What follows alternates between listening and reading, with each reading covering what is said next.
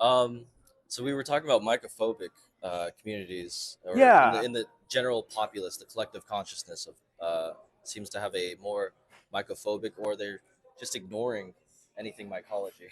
right. Yeah, I Yeah. think a lot of people grow up, their parents tell them those are toadstools, don't touch them. And that's Oh about yeah. all they know. Because it's dangerous if you eat the wrong thing or if you don't hmm cook them or yeah. And and I think it speaks to a larger disconnect with our culture with the natural environment. Hmm. It's similar with wild plants in a lot of ways, but mushrooms even more so. It goes back to I think Middle Ages with witches and beyond. You know, Oh yeah. people have an understanding that mushrooms are poisonous, Hmm. they're slimy, dirty, gross. Yeah. Don't touch them, and then that's about as far as people generally think about it. You know, that brings up a really good point because I was learning the other day that there was a lot of theories out there that specifically Christian ideology or their theology, the religion of Christianity came from the institution of a mushroom cult from Mm-hmm. I believe R. Gordon Wasson. He deciphered the Dead Sea Scrolls and came to the conclusion, and in his theory is that Christianity came from a mushroom cult, and there's also a lot of imagery that bases a lot of Christianity iconograph image, like the Orthodoxy Church paintings, have a lot of influence and references to the Golden Chalice or the Holy Grail, mushrooms being a sort of ambrosia or soma or hoima, the sacred sacrament that they drink, and it's like related to a lot of the things that they see in Christianity as well. Like mushrooms rising 3 days after, you know, Right. right? So it's like there's a theory out there that it could be that the institution, a patriarchal institution, might have suppressed the medicine from the people and then made it anti-practice and called witches and did the whole witch hunt thing. hmm And that's just a theory out there, but I could definitely see that. Yeah, I mean, certainly Christianity doesn't have much mention of mushrooms at this point. They're not, there's a lot of natural imagery in the Hmm. Bible, and Of I, course. I don't I don't recall any mention of mushrooms in there at all. Oh, okay, okay. But it doesn't surprise me, and I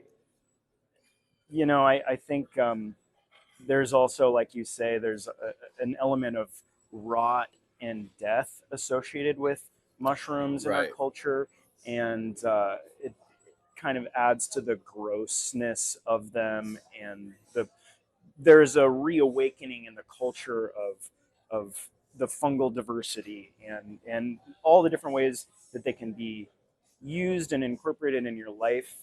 They're not just for uh, magic and Of hallucinations. course. Yeah.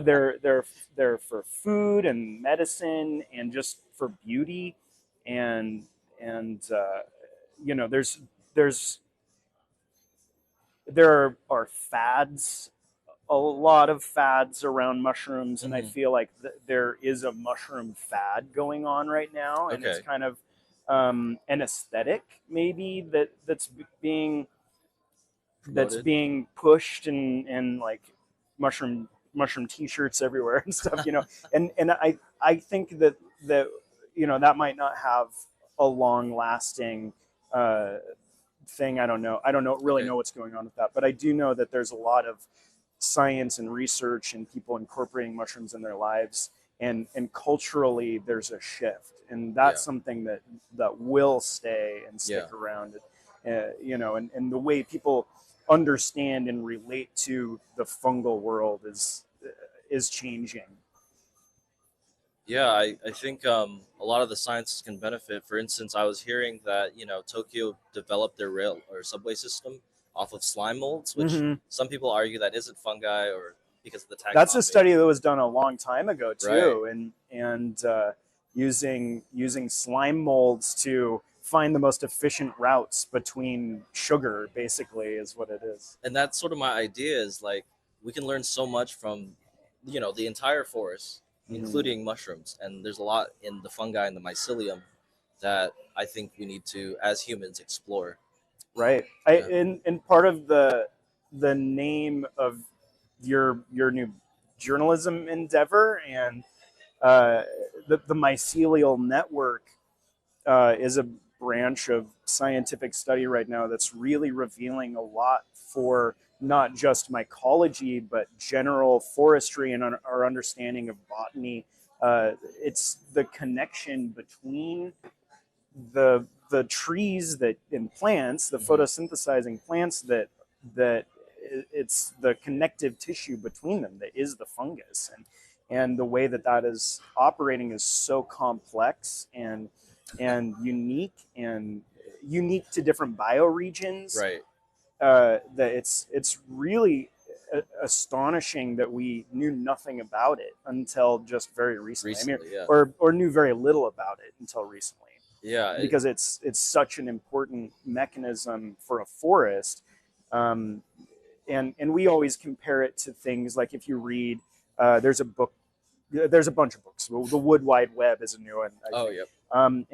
and it's always compared to a banking system or the internet or Hmm. something like that. But it's so I think we need new metaphors maybe, because Yeah. it's not a it's distinctly not a capitalist Right. structure. Right. There's things that are going on where the benefit isn't clear. Yeah. One isn't benefiting more than the other in these relationships, and a lot of times the way we have things in research, the way we frame something, our understanding of it is what frames the outcome of the research a lot of times. If you already think, oh, this plant is a parasite, Hmm. I'm going to study this parasitic plant, Right. it forces From you the to perspective. perceive that as a Yeah. parasitic relationship when really that might not be the case at all, which is how I think of a lot of these. I mean, I'm thinking specifically about mycoheterotrophic plants Okay. that are, it's a plant that it doesn't photosynthesize itself. It receives all of its nutrients from that flow of nutrients through the mycelia Hmm. out of the photosynthesizing plant. Okay. So it gets its sugars from the trees around it by way of the fungus. Hmm. And, people call those plants parasites, but I like to think of it as, There's more, probably like a function or development, and it is not a capitalist system. It's more communal based. So yeah. there's a trade, and it seems like the mycelium and the forest and the trees, they have it figured out where it's not just a finite time scale. What can you do for me in the next 5 minutes kind of thing. It's more like what can we do for the enrichment of the entire forest over Yeah. the lifespan of the forest, Right. which I think humans should also develop, is the idea of humanity, Mm-hmm. and to develop humanity and not necessarily just our individual ingratiating ourselves in our own lives. Mm-hmm. Yeah. Yeah, and the forest is connected underground through these mycelial networks. And when I think about what do I learn from mushrooms, I learn a lot from it, just in like almost a philosophical context. and Oh yeah. and I feel like that's what my biggest takeaway is from the realms of fungi, is the way that things are connected in unseen ways to benefit each other, and, Right. not in like not just in a forest but in all kinds of ways. Right. Right. Yeah. I definitely feel that. Yeah. Is there any specific direction you want to take this conversation?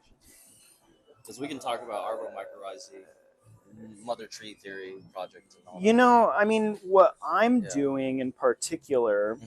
with Rowen Forest, I'll just kind of tell you about my Absolutely. company. So uh, we I have a background in journalism Okay. and also in wildlife biology.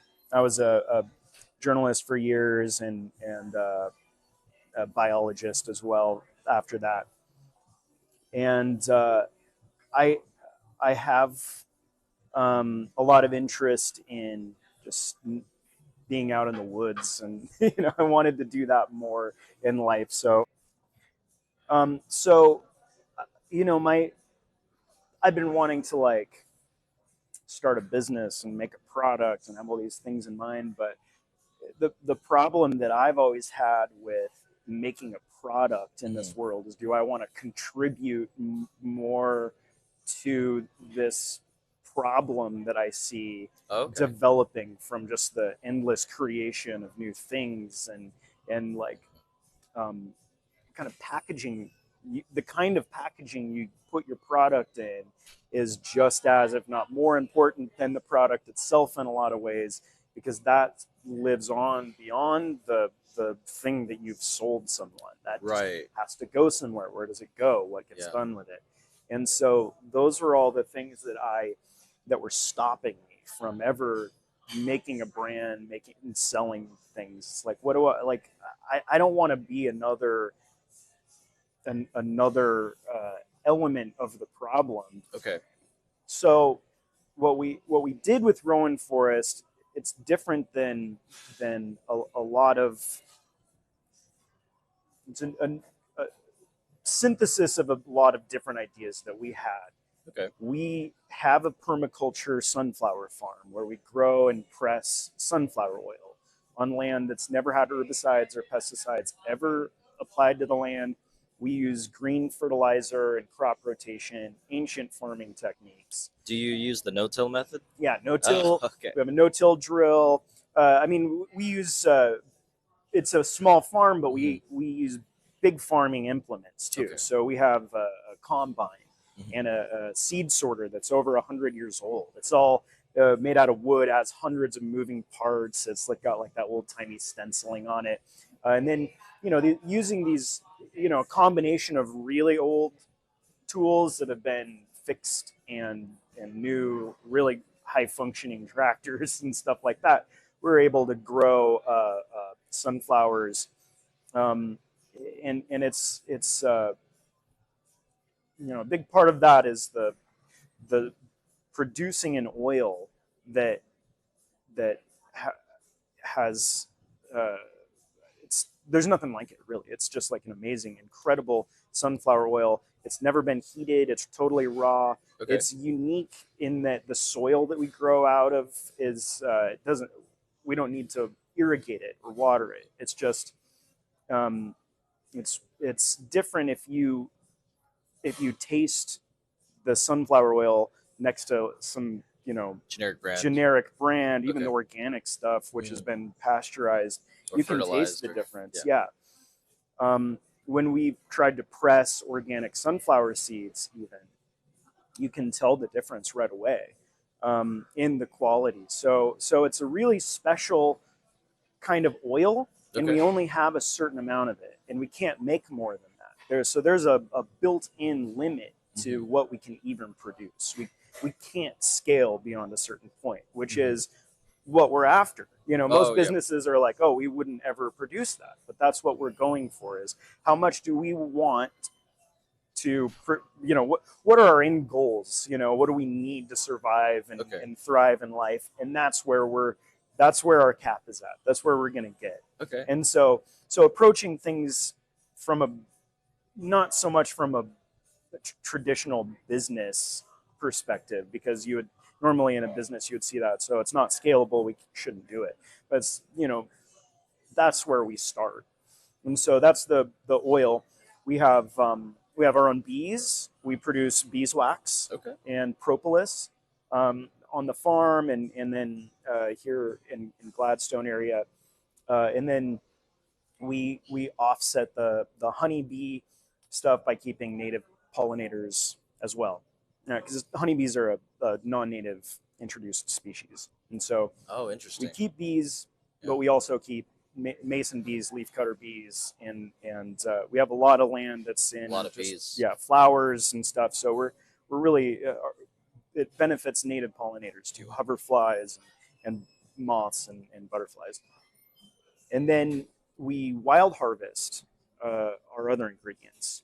So a lot of resin, tree resin, of course, mushrooms, wild edible mushrooms, and then different plants. And we use those in combination to make our products, which we put in usually paper packaging. It's no plastic ever. So we have products that are made of ingredients that we made. None of those ingredients have ever touched plastic in their life cycle. Okay.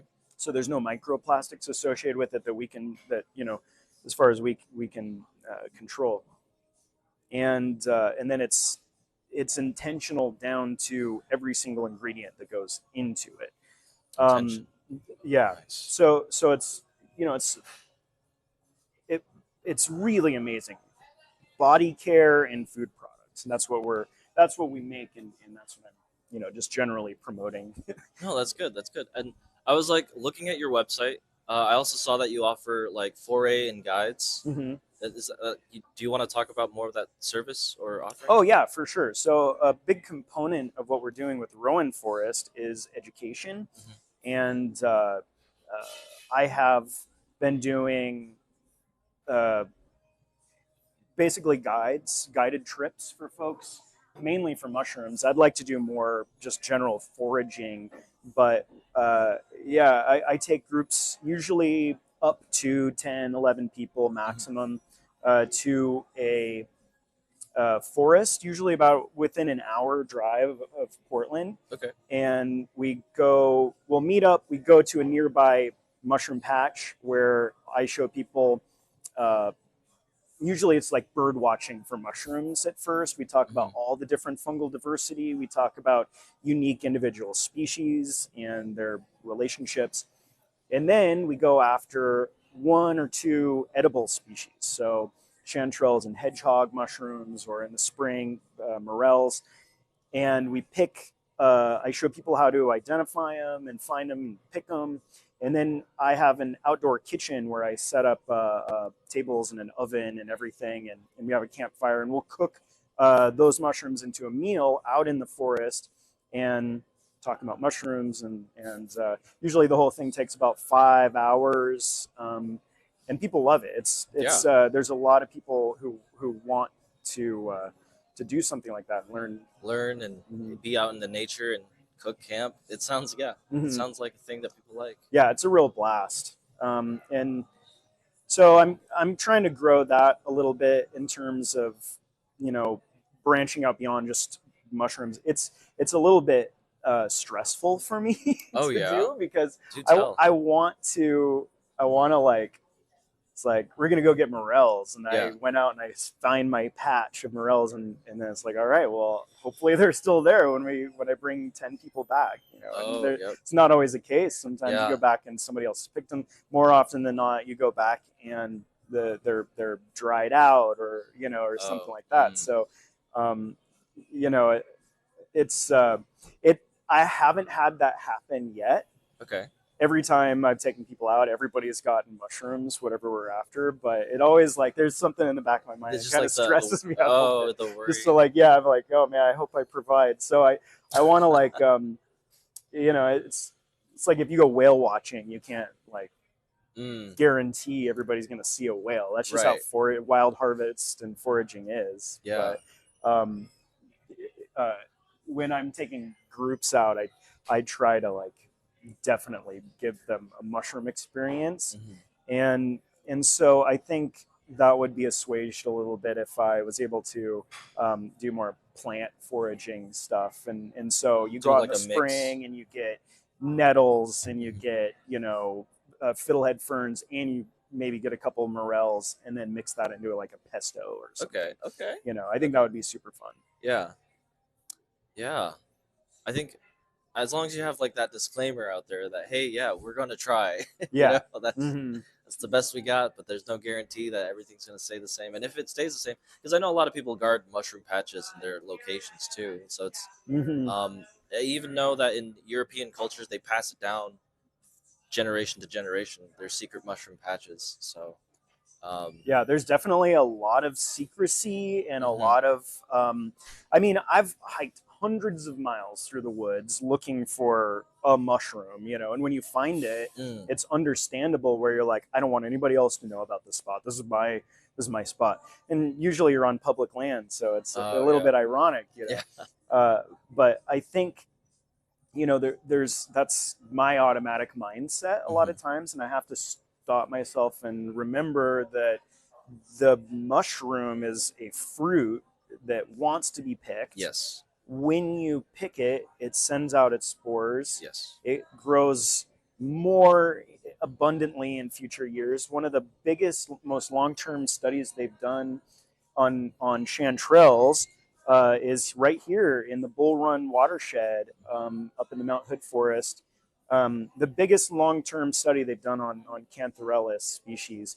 It's been going on for something like 30 years. I forget how long, decades. And one of the things that they found was that picking chanterelles stimulates the growth of more fruit Hmm. in coming years. So, and if you think about it in that sense, you're doing the mushrooms bidding by, Yeah. by Yep. showing people how to pick and and maybe even where they're growing at. I know it's hard to like give away a patch, but if you do that, it's not necessarily a bad thing, and it also Hmm. helps more people understand the importance and value of something like a mushroom. And Hmm. by doing that, they're more willing to help protect those areas, Yeah. The public nature. land and access to public land that are necessary to go pick mushrooms. So, I mean, it's really, the secrecy in it's understandable, but Hmm. it's not necessarily a good thing. Well, I it's think it's a. better to be connected to people Oh yeah. and help people understand and educate people. I think it's from a egoic self-preservation perspective. Is that why people want to delete their metadata, not share their location, Yeah. and like I'm sadly to say there are some people that are just not nice or kind, and that they trash the forest, and so Hmm. they could find a mushroom spot and they could do something that damages the mycelial underneath, and so there are good people and that mean well, and there are also people who are misguided who would party and trash an area in the forest or even the mushroom patches below. Yeah. So I mean, I could understand from many perspectives. Yeah. Yeah. I mean, the the woods are considered by a lot of people to be places where you can go do whatever you want at night, Mm, and have hmm. whatever kind of party you want, and Right. throw your old TV out and shoot it with a shotgun. And that's like, I'm from Idaho, so like that's Okay. like a major pastime for a lot of folks. Is just bringing a dishwasher out in the woods and shooting it. I've never done it myself, but I can see a lot of people are invested in that hobby just by walking around Hmm. and looking along the roads because Yeah. it's psychotic.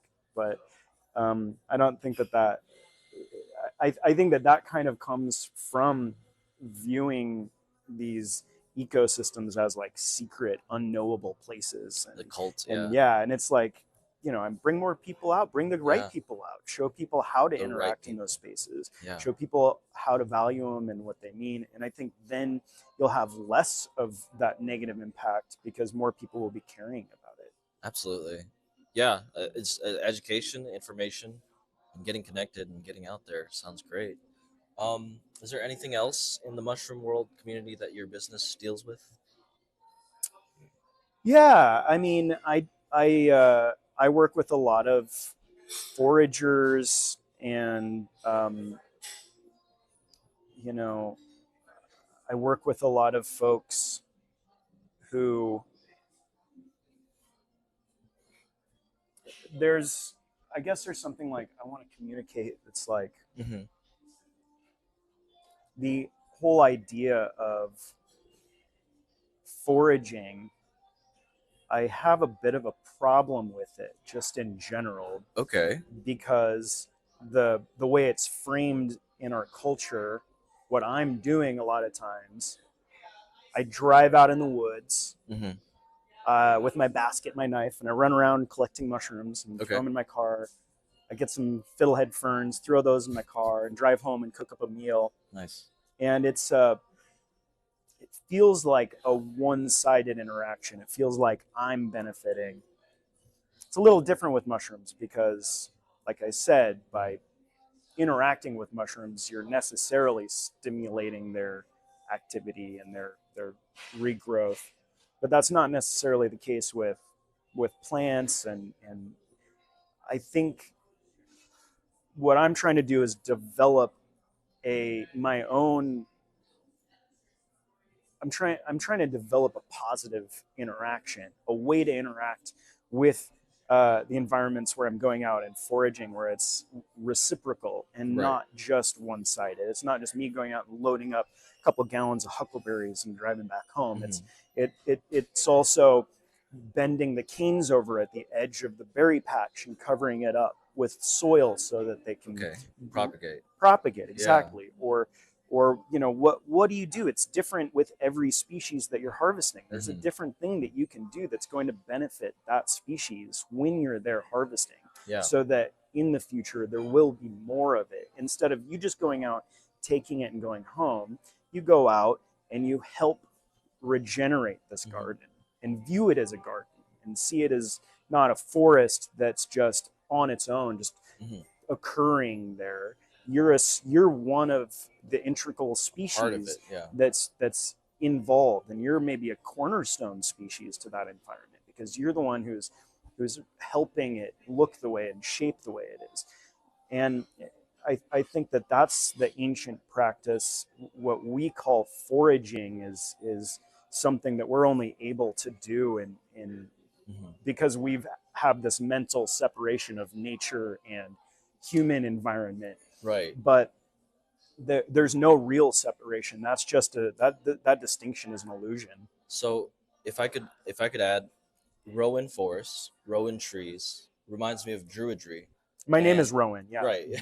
And I'm just thinking to myself, it's not necessarily like we're not harvesting and foraging just to take, but we're also being stewards of the land and guiding the trees in the forest as they guide us through life as well. Yeah. So that's interesting. Yeah. Yeah, exactly. I mean, in to me, that's the practice that supersedes all the other stuff we're doing. That's where people came from. That's like that interactive behavior that, what we don't think about it a lot in our culture because, we think of extraction, that's just the basis. Or baseline for our behavior is an extraction the mentality, immediate gain, sort of like, okay, how can I cook a meal? And then there's other people, how can I sell this at the markets? Right. So it's different. And then thinking a step beyond that to how do I ensure this for future generations, and how do I benefit not just generations of humans, but generations of this berry plant? What are those activities that you can do? And I think if people who were in charge of public land thought about things in those terms, you'd see a lot of very different behaviors and that would lead to more biodiversity in the especially these Pacific Northwest forests that are grown for lumber wealth and pretty much nothing else. One of the things that came away from that study on chanterelles, one of the many findings was this idea that the chanterelles that are grown in this forest over the years, if they're sold, are more valuable than a single timber harvest. Right? So you think about how many years it takes to grow a tree. Yeah. Well, you get to harvest chanterelle mushrooms basically from, if you clear cut the forest, it reduces the mycelium to zero. It takes about 8 years to regenerate. So after 8 years, you can have chanterelles pretty much through year 50 out of that forest. Okay. Or beyond. But they're really, really active in forests that are 18 to 50 years old. And if you sold those mushrooms, that alone would equal the timber value of that same forest. Now, I don't know if that's necessarily true. I have my doubts that I don't really think about things in that way. Like, it seems like you're like the Matrix. You go out and you're like, I don't see a forest. I just see value everywhere. Like, that's $50, $20. Okay. I mean, if you do think about things in that way, you could probably make enough money off of mushrooms that the millions of dollars you would get from cutting those trees once would seem like a wash. But that's just the mushrooms. I mean, if you were going out, if you were actively, that's just one mushroom, and that's just one mushroom species, exactly. If you were actively gardening, Hmm. multiple mushroom species, and fiddlehead ferns, and all the different things that you could get out of this environment, and that are merchantable. Hmm. um, you can imagine people probably would make a lot of money on Yeah, that. And uh, it could be the kind of thing where families could live off of the land. the value that's created. Now, what I'm trying to do Hmm. with my, a lot of times they're called special forest products. So uh, nettles, for example, you can go out and pick nettles and then just sell them fresh at the market. Mushrooms, you can go pick wild mushrooms, sell them fresh at the market. But there's a timeline you have to sell them by, or Okay. else they're going to go bad, Oh, right? right, right. So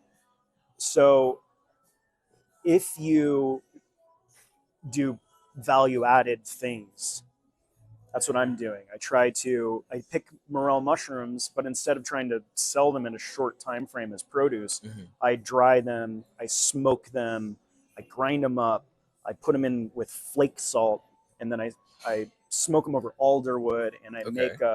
I make smoked morel uh, seasoning salt, and that's something that doesn't go bad. It's shelf stable, and it's makes the morels worth more money.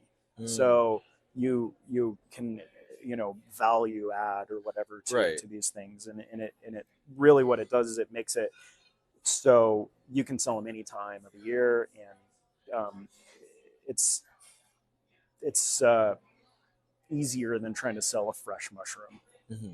Because it's time. Right. Um, yeah, that's interesting because I've had your chanterelle and pink Himalayan salt. Yeah. Yeah, and I really enjoy it. I use it for a lot of things like steaks and also soups and ramen. I use it predominantly on ramen, Yeah. and I really enjoy the extra added flavor that it doesn't necessarily have in most salts. So it's just interesting, and you're developing some more salts Yeah. besides the morel and the chanterelle salts. Totally. I'll go grab them if you want to Yeah, try no them out. worries. It's gonna be great. Um, Yeah, here, so try this. Check this out. We'll okay, start with the pine mushroom zest. Okay, this one is Douglas fir spring tip okay, needles. Like the feathery, soft spring tips. I take those, I dry them, and I powder them. And then I take Matsutake mushroom okay. and I powder that, and then I add it to salt. So this is like I'll give you a Oh, drop right there. So boom. This is where you're supposed to put it, oh, yeah. right? Well, it depends Boom. on who you are. Yeah. So this one has a little bit of a tartness. Yeah. It has that like matsutake cinnamon cheesy funk, Okay. and then it's salty. So Can I ask, like, what do you know of the medicinal benefits of this? uh, you know, matsutake. I don't really know the medicinal benefits of that particular mushroom, but definitely The spring the tips. spring tips are super high in vitamin C. Okay. There's polyphenols. There's all kinds of terpenes, Hmm. Okay. macroterpenes that are good for you in needles in general. And then there's a little bit of that resin that firs have that's antimicrobial, Mm. Okay. antifungal, antiviral. It's good stuff. So that No one I worries. use as like it has that like zesty tartness. I put that on like chicken, fish, veggies. It's good as a rub. And then this one you've tried before. This is the umami Oh yeah, wild mushroom. love that stuff. This is the lobster mushrooms and Oh, chanterelles. lobster included. Yeah,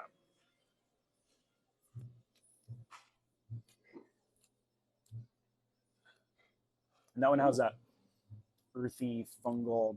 It's got more of a kick this time. Yeah. And then the one that's been really popular lately is the smoked morels. Hmm. I think because it's spring, it's morel season. I take morels Hmm. and I smoke them in a smoker over alder, and then I grind them. I put them in. Uh, I put them in uh, flake salt, and then I smoke it again. I Okay. smoke the salt. Smoke it twice? Yeah. Okay. Oh, that's Oh, a ton. that's a lot. All Don't right. feel like you have to eat it all. Well, I was in the Navy, so this is pretty salty. Oh, hell yeah, all right. You're Mm. used to the salt. Awesome with you. Boom. You got to try it too.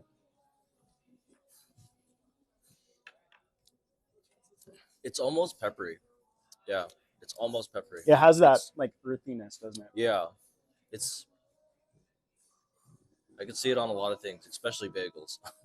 Yeah. Yeah. It'd be great on a bagel. That's the one that I've been using. I like that smoky flavor, so I've just been putting it on everything, and it seems to go with like most stuff. Okay. Those are my main shroom things Mhm. I'm selling this season. And there's seasonal items, so it's whatever you have is what you have, right? That's another part of Rowen Forest that is worth mentioning. So, because we are relying on foraging for getting a lot of our stuff, wild harvest is temperamental. It's not like growing things in a hoop house or whatever. You're basically, the season for morels this year is different than it was last year. People, I went out to my patches this year and there's nothing in them. And I went to other patches where nothing was happening last year. Now there's a bunch. Okay. So it's a really different season than it was last year. And that's how it is for a lot of things. A lot of times we don't get everything we want and we'll sell out right away. And other times we have a lot more of something than we did the previous year. So one of the things that we embrace with Rowen Forest is that we just run out of stuff. That's how it is. If it's not a good year for cottonwood, for example, we'll be out of it, and so stock up while you can. That makes sense. That makes sense. Yeah, because I wanted to buy more of the chanterelle mushroom salts, but I saw that they weren't available, and I was like, Yeah, well, they're back in stock. I got them back. Nice. The food stuff, I'm gonna try to like get everything online. I haven't sold it online at all. I only sell it in markets. Oh, okay. But can I ask which markets do you go to? Yeah, so tomorrow I'm at the Hollywood Farmers Market. I'll be at that every Saturday, all season long until like November. Okay. I'm going to be doing the Woodstock Farmers Market most of the season. I'll do the market here in Sellwood for a few weeks, and I'll be doing the PSU market on Wednesdays.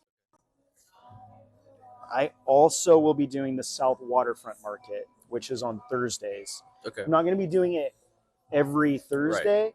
Right. So go on my website and I will have a calendar of all my market events. Nice. But one of my goals this week for this interview especially is to get my salts online, so people will be able to purchase them. Nice. Within the next week or two from the website. Yeah, that's good, definitely, because I'm sure there's going to be a reach outside of just Oregon, right? Yeah. So people who are interested can find, the products as well. Yeah. Is there anything else that? Well, I'll show you the other stuff I make. So these are the main mushroom ones. Oh yeah, I was going to mention also, I don't have any in stock right now, but one of my biggest sellers is my mushroom honey. Mushroom honey. Yeah. So I take a few different mushroom species, medicinal mushrooms. Main ones are reishi, chaga, turkey tail, and lion's mane. I have a friend who grows lion's mane. And I make a tincture, an alcohol extraction tincture. Usually takes a few months.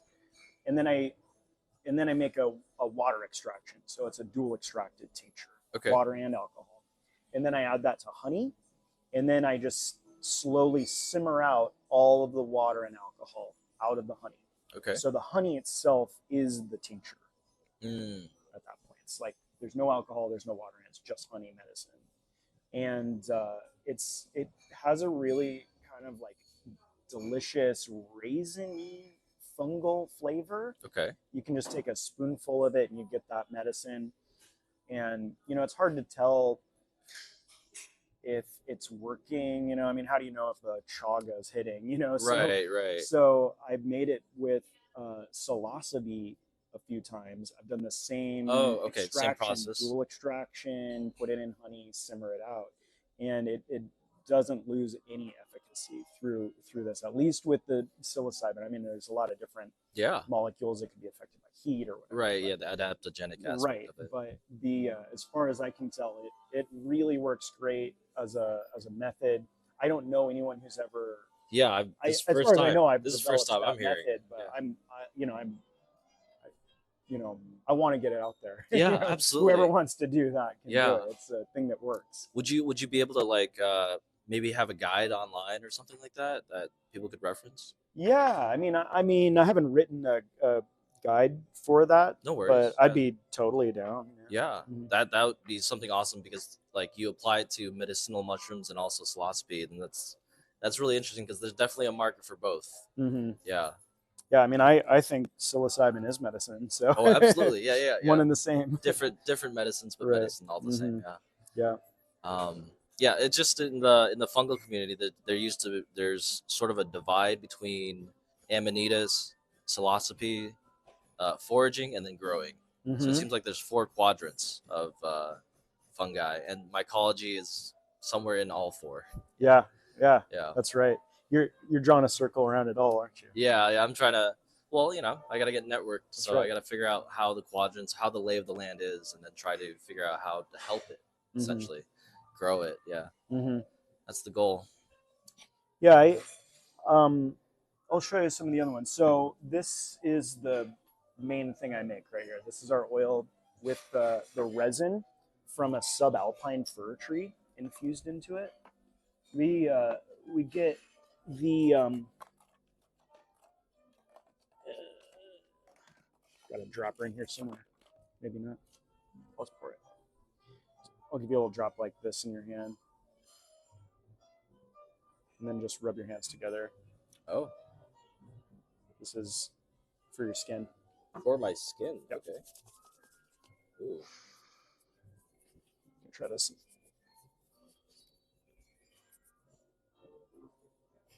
So this is the liquid resin from a subalpine fir, which is a tree that grows at high elevation. They're the medicine tree, they're called in multiple languages, because their resin is so antimicrobial, antifungal, antiviral. It smells like that because it's so full of these different terpenes that are amazing for you topically and just by smelling it. I mean, it's like calming, grounding, and energizing at the same time. Yeah. It's really a powerful substance. And we infuse that into our circadian farm oil. And circadian farm oil? That's our farm. Yeah. Okay. That's our permaculture farm. Got it. I didn't mention that. Yeah, that's like good for anywhere on your body. It's non-comedogenic, so you can put it on your face and it doesn't clog your pores. It's really good one. And then I make one out of cottonwood. And this is the harvest I just did last week. I was in Idaho, harvesting cottonwood, which is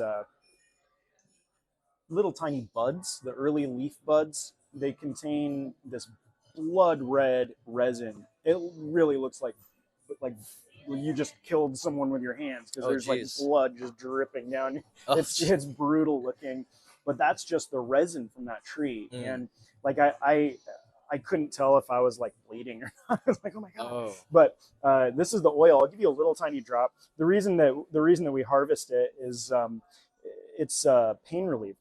It's a pain reliever, anti-inflammatory. The resin is filled with salicylic acid, and salicin is the chemical that they synthesize to make aspirin. And it's in all of the expensive topical skincare stuff. It's used to treat acne and warts and bug bites and all kinds of stuff. It's an amazing chemical, but instead of synthesizing in a lab, we get it from the tree that makes it in its resin. And it comes with a lot of other molecules that are beneficial the color, that red color, comes from anthocyanins that are in the resin. And those are antioxidant. So I mean, there's all kinds of different benefits to it, and it smells amazing. It's got that like honey, earthy, fruity smell, Yeah. cottonwood forest I feel like I smell. just spent like a week in the Yeah, forest. yeah, totally. And then here, let me grab a spoon so you can try this. Oh, This is food here. This is the evergreen syrup. So I get white pine, grand fir, and subalpine fir, and use them to make a syrup with sugar. I'll give you a little bit more. joy. Oh, And that's a syrup. So it's like something you can add to drinks. I put it in the Soda Stream, and it makes like wow, that is surprisingly really, really sweet. Like, if you want oh to try boy. some, you can. There's a spoon. It is so there's a lot of sugar in that one. Oh, That one is I use an organic dehydrated cane juice sugar, okay. and then I make basically it's a simple syrup with different needles, matured needles from like a mature tree, and it's a good one just to throw in like drinks or Yeah, whatever. yeah, I could definitely see it. And like, I mean, if Oregon can get with the bar scene, Yeah, the simple syrups there. yeah, totally. So that one's been a big one, and then this is the season for the Doug Fir spring tips too. So I make a tea with the needles, Oh, okay, and this is the early spring tips from Douglas Fir, okay. and Cool. that's the main stuff right there. I make a bunch of other like salves and sunblock and lip balms and hair wax and Mhm. deodorant stuff like that. But these are kind of like my baseline products here that I showed you. And then you don't have the honey tincture. I'm sold out at the moment. You're Yeah, sold out. I'm Okay. making some more. So Yeah. I think when we met at the Mycological Fall. Society fall show, Yeah. uh, I had it there. Oh, Yeah. okay. Then I'll have it again before next fall, but Okay. it's hard to keep in stock. Whenever I make it, it almost immediately sells out. No worries. Yeah, that good reason. It's Hmm. like a lot of things combined into one. It's like almost a panacea. But Yeah. yeah. Hmm. I have a lot of friends who I've met through doing the markets Hmm. who have businesses that in which they're doing um, a lot of really cool stuff. My community mushrooms. There's a guy named Christian. He's doing all kinds of really amazing uh, work growing mushrooms, cultivating, um, different widely cultivated species, but also some unique one-off species. And he would be a really good person to talk to for you. He lives actually in Milwaukee area, and he's a great resource um, for folks. There's another guy. I don't know if you know him, but he's doing some of the most progressive mushroom research. His name is Sidnee Ober-Singleton, and I think he's out of Eugene. He's a formal mycologist, and he's doing this like really incredible work with using mushrooms to dye, and Oh, he's okay. getting colors, extracting colors that nobody's ever been able to extract from mushrooms. He's getting a super vibrant colors because of these different techniques that as far as I can tell, he's invented. And he publishes a lot of stuff online, and he does a lot of talks. He actually has given a lecture at the OMS show, I think 2 years ago, Okay. their fall show, and he does a lot of really cool stuff. So he would be an amazing person for you to talk to. If you can get anybody, he's the Yeah. guy you should talk to because Okay. he's doing this like really really amazing research. Um, and those I could give you their info too if you wanted to like Sure. Yeah. link up with Absolutely. them. I think if anything, is there? I know in the mushroom community, everyone's pretty much like friendly for the most part. Like I Yeah, would say 90% of everyone's friendly. So 99.9. I'm just curious, who out there in the community are you grateful for that helped you along the way? You know, the way that I Hmm. got into studying mushrooms, it was a really individual thing. I didn't have a mentor. I wasn't really interested in it. I was Hmm. like going out in the woods all the time anyway, and so I just I got a bunch of books and I just started really getting into it and Okay. reading scientific papers, and so I didn't have like a formal mentor in it. And that's why like my mind immediately goes to that. It's like I want to thank like my mentor, but it's like really my mentor was Mushrooms Demystified by David Aurora. I can't Okay. recommend that book enough for Okay. people who are getting into um, wild mushrooms, and then Dr. Bugh's books that he's coming out with. He has a few that have recently been published, like over the last decade, that are incredibly good and useful.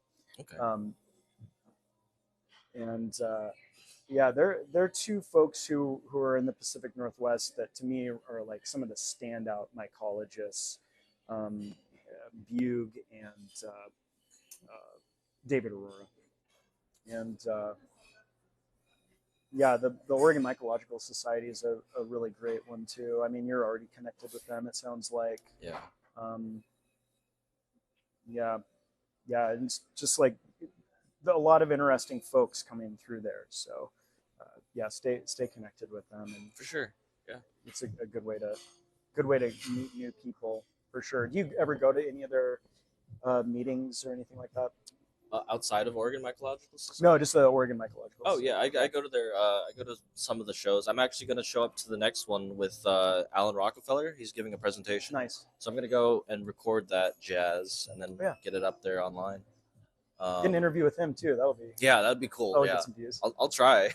Yeah, I don't know if he's busy, but he's I've seen him at many events. So yeah, he yeah, does a lot he's of events. yeah. He's of course he's talking to people. He makes money from you know going to events and Hmm. speaking. So I, you know, he Yeah. has every reason to want to talk to you. Oh, okay. For sure. Yeah, I'll definitely talk to him. Say hi. Yeah, Yeah. Cool. yeah. I mean, what did you feel like like the information you were wanting came out? I mean, So like I guess more or less the goal for me is to help promote people who are already doing the work. mm-hmm, And if I and you, if we both feel like that's being done, then mission accomplished. mm-hmm, Because there's a lot of people doing the work. I don't need to also do the work. I mean, I could. Don't get me wrong.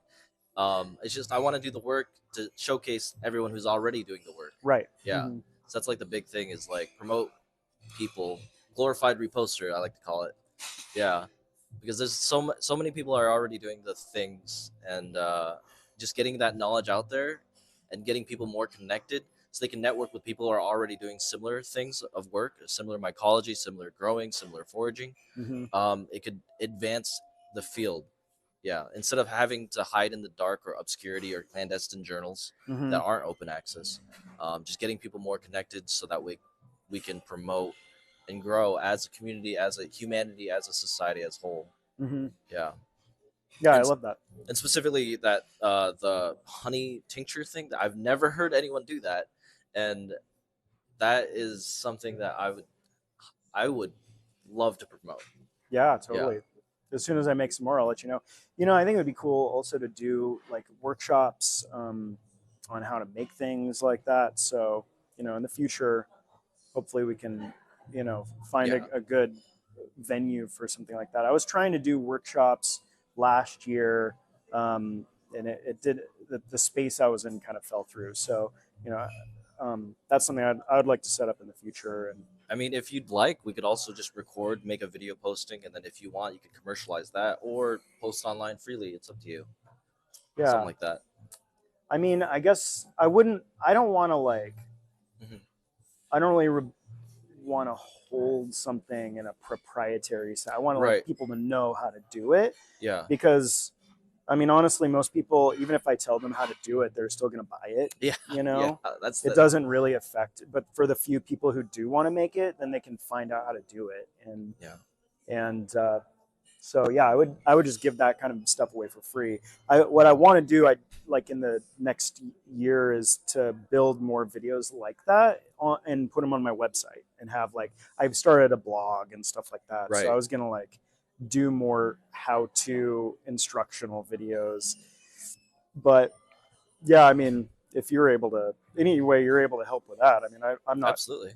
great at videos, but if you No, wanted to be involved in something like yeah, that, if we want, we can create a video content that's free, and then you can also provide the materials for a reasonable price, and that way everyone wins. And right? then the Yeah. knowledge is out there, and everyone's happy. I think that's another interesting thing is that a lot of these businesses that deal with fungi or mycology or anything like in the mushroom world also have their own blogs. Mm, Like I've noticed, like every business has their own blog, and it's like there's all this good information, but it's like tucked away in everyone's websites. yeah. So it's like, how do I promote all this good information that's out there? Right. Yeah, that's part of the networking aspect is people are doing the work. Like I'm not necessarily just a blog myself, but I'm a blog that points to other blogs. Yeah. It's sort of like the goal. It's like the meta niche of connectivity. Hmm. Yeah. Are you going to be? Do you have a YouTube I channel? created a YouTube channel. I don't Yeah. have any videos, but Uh huh. hopefully this works out. And then we put it on YouTube, long form content on YouTube, Uh huh. different edits, different cuts, and then put some of the shorts out there in both Instagram, TikTok, and YouTube. Yeah, Yeah. that's how to do it.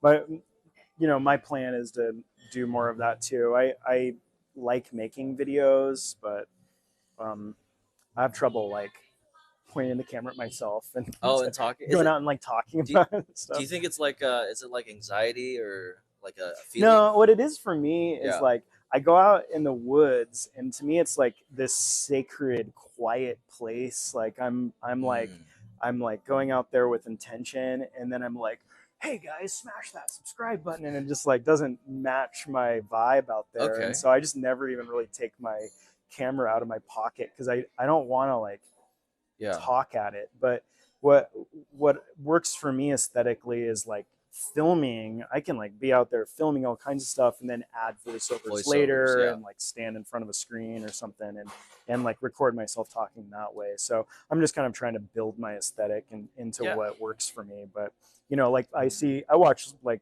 Alan Hmm. Rockefeller and there's a guy in the East Coast, Adam Harriton. I think he does one called Learn Your Land that I liked for a while, and videos like that where it's like dude talking into a camera, Hmm. and I was like, oh, I'm gonna try that, but it's like it's too hard for me, like mentally. Yeah, it's a different. It takes a different sort of build, I guess, and then Yeah, maybe. aesthetic and style. Like you have to find what works for you. Hmm. What's your path? Because it's not for everyone, of course. Right. Yeah, and I'm also gonna look into doing something similar to that. Actually, I got a green screen back home, and I'm just gonna try to make almost like a quasi news anchor Oh, kind of nice. thing. Yeah. Yeah, Hmm. at That's a good way least to do it. yeah, and get all the people out there because there's so many people doing the work that I'm falling behind because I'm learning too much of people doing the work that I'm not posting enough of people doing the work Yeah. because there's a lot of work that people are doing. Yeah. Oh yeah, for sure. One of the things that I was getting into this year, just in my wandering around in the woods, I got a high powered UV light, Okay. and I'm just it like opened up a whole new door for me for mushroom watching because Really? um, a lot of fungi luminesce under UV light, Oh. and so you walk around in the woods and you're in these dark kind of like dank forests that are even during the day it's pretty low light, and if you have a high powered UV light you shine it around in the dark and all of a sudden it'll hit something that just like lights up it's going to a dance party. No, that's awesome. And sometimes it'll be a whole stump. You'll pass over it and there's so much mycelia in the rotten wood, Hmm. and it's of a species that lights up under UV, and you'll hit it, and the whole stump just lights up like it's neon. Hmm. And Like for example, sulfur tuft is a real common mushroom in the Pacific Northwest, and it's so UV reactive that it almost lights up under daylight because there's enough UV hitting it that it looks neon. But when you hit it with a UV light, it's just like super green, and it's so incredible. Okay. So that's been something that's been fun for me, is like exploring the UV reactive fungi. Um, and I think that there's a guide that's being developed right now. I forget who's working on it, but like writing about the way that different fungi species luminesce under Mhm. UV is one of the identifying factors between different species. Interesting. So Yeah. like, you can Right. incorporate smell and taste and now UV UV, like reactivity. now foragers or people out there looking, mycologists looking for wild samples might have to carry a UV flashlight Yeah. just do a little check. Or yeah, just yeah, to explore it because it's a really cool thing. Yeah. Cool. Is there anything else that you I want mean, to? I would talk for days and days about this stuff, We can. but I we think. can I think we put a definitely got it. bookmark in Yeah, it whenever. we definitely got a good amount of Nice. content. Yeah, good. I'll probably edit this. Is there anything that you want me to edit out or cut? No. Okay. No, use whatever you want. Okay. It's all for you. I was just making sure in case you said anything that you want to like take back or anything. I don't take it. I stand by it. Truth. But yeah. I mean, use it however you want. Fair use, man. Okay. Fair. Thank you. I trust you. Thank you. Thank you.